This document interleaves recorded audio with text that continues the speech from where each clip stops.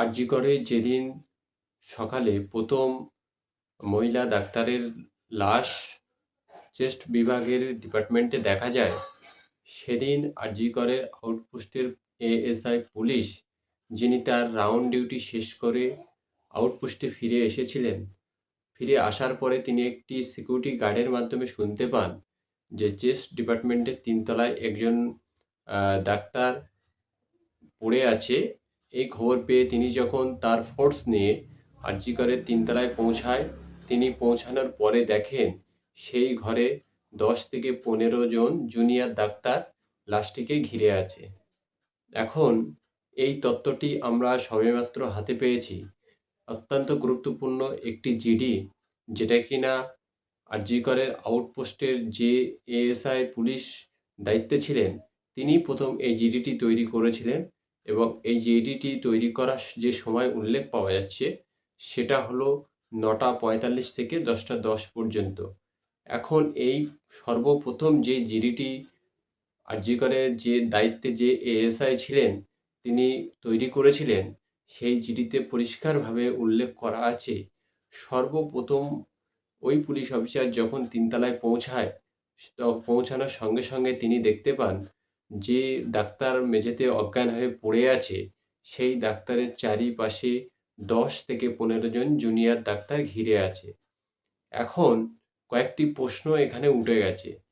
1 নম্বর প্রশ্ন হলো, যে মহিলা ডাক্তারের লাশ ওই ঘরে পড়েছিল বা অজ্ঞান অবস্থায় যিনি পড়েছিলেন, তার ছবি প্রথম কে তুলেছিল? একটি প্রশ্ন। দ্বিতীয় প্রশ্ন, 10-15 জন ডাক্তার সেখানে প্রথম অবস্থা থেকেই ছিল। এই 10-15 জন ডাক্তার কি এই ঘটনার সঙ্গে জড়িত নয়? যদি জড়িত না হয়, তাহলে তারা কেন এই নির্দিষ্ট এরিয়ার মধ্যে ঢুকে দীর্ঘ সময় ছিল? তারা কি সেখানে প্রমাণ নষ্ট করেনি? এই সমস্ত প্রশ্নগুলো আজকে দাঁড়িয়ে গেছে। আপনারা দেখতে পাচ্ছেন ইনসেটে প্রথম সেই জিডির কপি আমরা প্রকাশ করছি, যে জিডিটি সর্বপ্রথম লিপিবদ্ধ হয়েছিল কলকাতা পুলিশের আওতায়। সেই জিডি থেকে এই সমস্ত প্রশ্নগুলো উঠে যাচ্ছে যে এই খুন বা ধর্ষণ মামলায় যে সমস্ত জুনিয়র ডাক্তাররা আজকে আন্দোলন করছে, তাদের মধ্যে ওই 10-15 জন 10-15 জন জুনিয়র ডাক্তার মিশে নেই তো আন্দোলনের মধ্যে? যদি থেকে থাকে, তাহলে জুনিয়র ডাক্তাররা কেন তাদের আইডেন্টিফাই করতে পারছে না?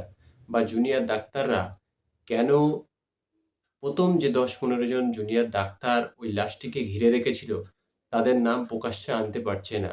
এটাই হলো সবথেকে বড় প্রশ্ন। ধীরে ধীরে প্রকাশ পেতে চলেছে আরজি করের খুন এবং ধর্ষণ মামলায় কারা জড়িত। সিবিআই তাদের মতো করে তদন্ত করছে।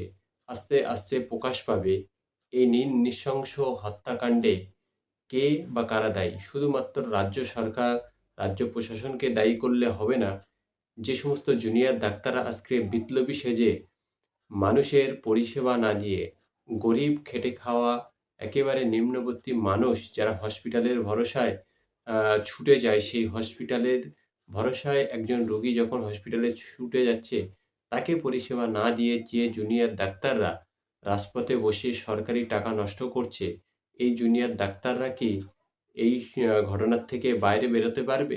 যে 10-15 জন জুনিয়র ডাক্তার সেখানে সকাল থেকেই ছিল, তারা কি প্রমাণ নষ্ট করেনি? এই সমস্ত তথ্য সমস্ত কিছুই প্রকাশ পাবে। যে তিনতলার ঘরে মহিলা ডাক্তারটি পড়েছিল, তার সেই ঘরের দরজার সামনে যে সিসি ক্যামেরা, সেই সিসি ক্যামেরার আ সময় বা সেই সিসি ক্যামেরার ভিডিও থেকে এই 10-15 জন ডাক্তারকে আইডেন্টিফাই করা কখনোই কোনো কঠিন কাজ নয়। এই 10-15 জন জুনিয়র ডাক্তারকে আইডেন্টিফাই করলেই অনেক প্রশ্নের কিনারা হয়ে যাবে। জুনিয়র ডাক্তাররা যারা আজকে বিপ্লবী ঘটাচ্ছে রাস্তায় বসে, তারা কখনোই ধোয়া তুলসী পাতা নয়। তাদের দোষেই আজকের এত বড় নৃশংস ঘটনা ঘটেছে, সেটা খুব তাড়াতাড়ি প্রকাশ পেতে চলেছে। আপনারা দেখুন প্রথম সেই জিডি, যে জিডি কলকাতা পুলিশের দ্বারায় প্রথম লিপিবদ্ধ হয়েছিল।